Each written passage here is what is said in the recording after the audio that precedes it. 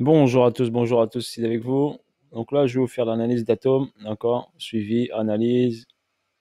On va reprendre du départ. Je me suis mis en délit. Donc pour atome, d'accord? Le plus bas, le plus haut, ligne des 50, d'accord? La base, zone premium, zone discount, d'accord? Par rapport à la TH qui a été fait dernièrement, ok? Zone de neutralité, ici, avec une accumulation. Et ici, au niveau de ce plus bas ici, qui a été fait lors de la pandémie, d'accord, Covid, mars 2021, où on a eu le plus bas à 1,06 $. Et on a eu bien sûr un ATH qui est parti chercher les 44 $.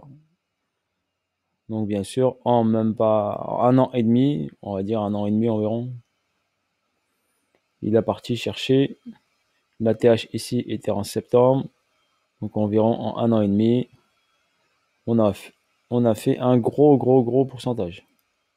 Donc si on calcule là, la hausse, pour vous faire rêver un petit peu, donc cette hausse était de 3981%. Donc on a fait pratiquement 1 fois 40.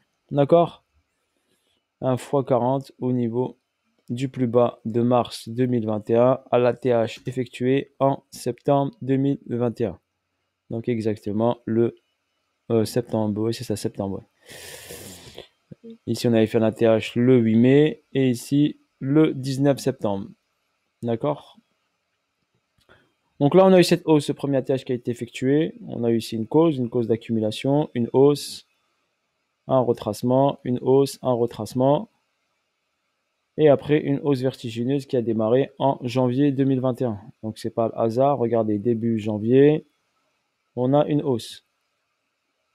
Et ici, la hausse, c'était début août. D'accord? Cette hausse ici, c'était ici, ouais, mois de novembre. Ici, août. Ici, janvier. Ici, on a eu quoi? La baisse s'effectue au mois de mai. Démarrage de la hausse au mois de juillet. Donc l'été, si on remarque bien, à partir de janvier, ça monte. Juillet, août, ça monte. D'accord? Donc on arrive bientôt au mois de janvier. Donc possibilité de correction. Et au mois de janvier, ça repart. Voilà pour votre information si j'analyse environ les périodes. Ok?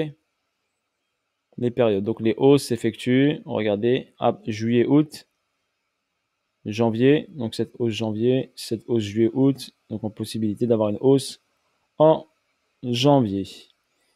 Au niveau des vagues, donc là, regardez, on a une vague 1, une vague 2, une vague 3, une vague 4. D'accord?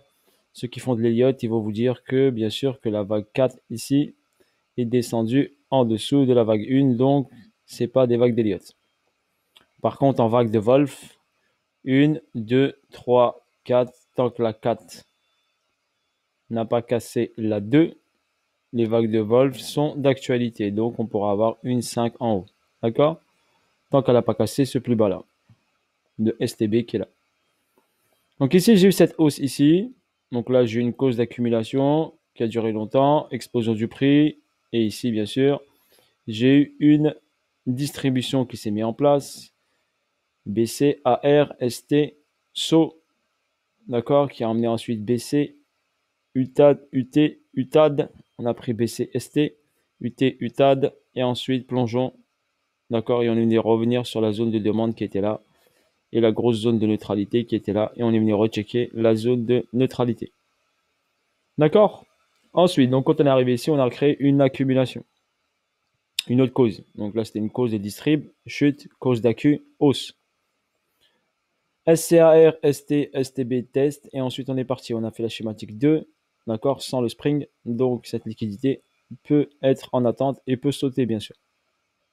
D'accord? Bien sûr, c'est un niveau 7,81 $. On peut le garder en tête. On le garde sur notre graphe. On le garde en mémoire. C'est une liquidité qui peut sauter. Pas obligatoire, mais elle peut sauter. Car la schématique n'a pas été finie, donc on a toujours cette liquidité qui est en attente. Donc on a emmené ensuite le prix vers le haut. On a fait un ATH ici, comme je vous l'ai dit, le 19 septembre 2021. On a créé un plus haut. Donc ici, plus haut. D'accord? Et ici, à partir d'ici, après cet AQ, plus haut, de plus en plus haut. Et le dernier plus haut, il est A. On n'a pas fait de plus haut. Donc là, on était en tendance haussière, changement de caractère, tendance baissière. D'accord? Les plus hauts sont de plus en plus bas. Ça, c'est accessible aux débutants sans aucun problème. Et les plus bas sont de plus en plus hauts. OK? Donc si on partait d'ici, les plus bas sont de plus en plus hauts. Et là, on a eu à partir d'ici un changement de caractère. Pour l'instant, nous n'avons pas ici pris cette liquidité-là. Donc on n'a pas ici cassé ce niveau-là. Si vous préférez casser, on n'a pas cassé ce support. Il y en a qui parlent de support, ils aiment bien support résistance. Donc on n'a pas cassé ce support-là. Ce support qui est au 17,25. D'accord? On est parti titiller ici la zone, ici. On a un petit order block ici. On est venu titiller la zone de l'order block. Par contre, l'inconvénient, c'est qu'on est sur la zone des 50. Donc sur la zone des 50 ici, on peut prendre des buys ici. Mais c'est des buys qui, pour moi, ne tiendront pas. Donc c'est des buys qu'on peut prendre. Ça s'appelle des retracements. Donc là, on a un A, un B, un C. D'accord? On peut avoir bien sûr un retracement. Ici, le prix a travaillé ce niveau-là. Une fois, deux fois, trois fois avant de descendre. D'accord? Après, ça c'est un peu compliqué à vous expliquer, mais ça c'est un golden setup. Donc là, on avait un golden setup qui pouvait nous permettre de shorter bien sûr le prix et ensuite rentrer en buy. D'accord? Donc là, il y a des buys à prendre, mais court terme. Donc le buy ne tiendra pas car pour moi, il n'est pas descendu en dessous de la ligne des 50 et j'ai tracé cette continuité de tendance. D'accord? C'est pour ça que je vous ai annoncé des buys sur Atom. Le prix était intéressant. D'accord? On peut le mettre en portefeuille, bien sûr, sur du long terme, car ce qu'on sait que BCST va sauter. Donc, on sait que ce niveau, ce ATH, il va sauter, c'est un BCST. BCST va sauter. Donc, Atom ira au-dessus des 44 $. Après, la durée quand, ça, on ne peut pas le savoir. Il peut bien sûr descendre encore et après aller chercher. En tout cas, nous sommes dans une schématique de distribution où on a BCARST et on est sur le SOW. S-O-W. D'accord? Donc SOW, ici, cette cause qui va se créer ici emmènera logiquement le prix vers le haut, d'accord, pour aller faire UT, UTAD. Et après, on aura une grosse correction. D'accord? Donc voilà ce qu'il en est sur Atom.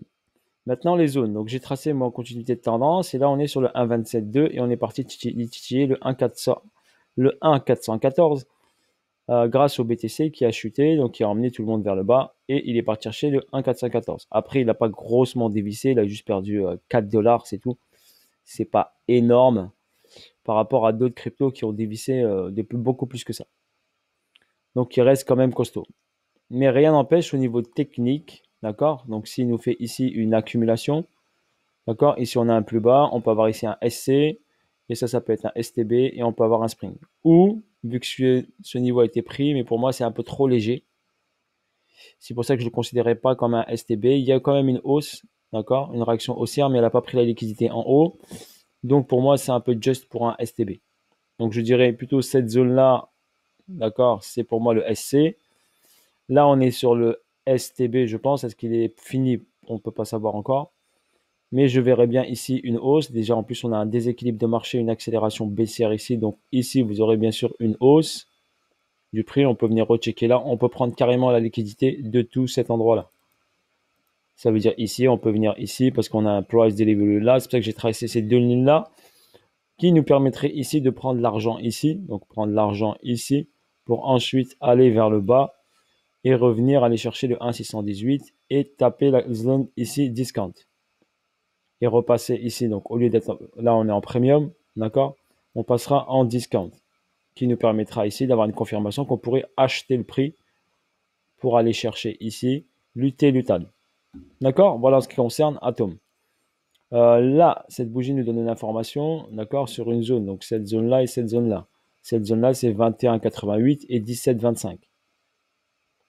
Ici, ce bas-là, d'accord, était très important. Ce bas ici, des 17,25 est très important. Ok? Car le prix pourrait prendre la liquidité de ce niveau-là. Pas obligatoire, mais je le vois bien au moins venir dans cette zone-là. D'accord? Dans la zone des 18 $.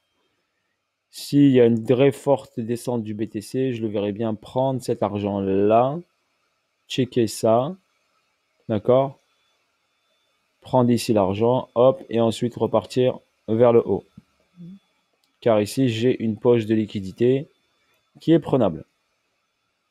Ok, au niveau technique, en tout cas, elle est prenable. Bien sûr, avant qu'il descende, d'accord, pour moi, il doit aller chercher ici, cet argent-là. Donc, chercher cet argent-là. Ok, prendre ici de l'argent ici. D'accord, faire par exemple ça. Bim, prendre l'argent. On prend l'argent. Ça va piéger un peu les retail. Ils vont mettre all-in. Et ensuite, boum, on dévisse vers le bas.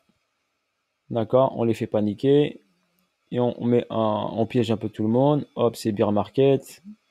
D'accord, tout le monde hop est en panique. C'est le panique. On vend, on vend, on vend, on vend. Ce qui va accélérer le prix vers le bas.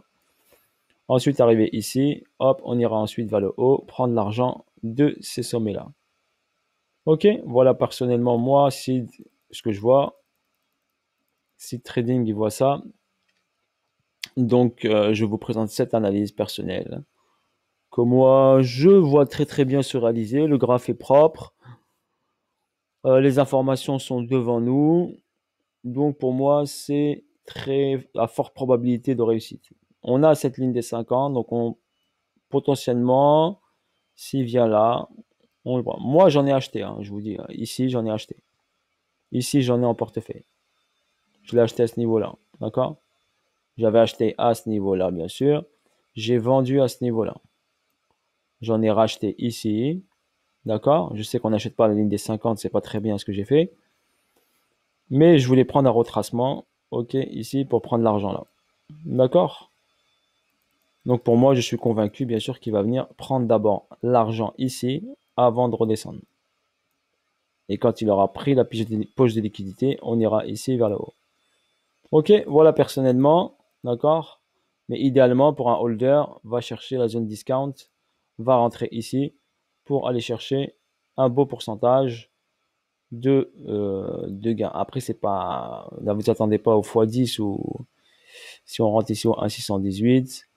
Si on va chercher juste ça, on va prendre un petit 150%. Bon, c'est pas négligeable, peut-être un 200%, voire plus. D'accord? Mais en tout cas, il a un potentiel. Après, s'il dépasse ce niveau, il peut avoir une accélération haussière importante. Ok?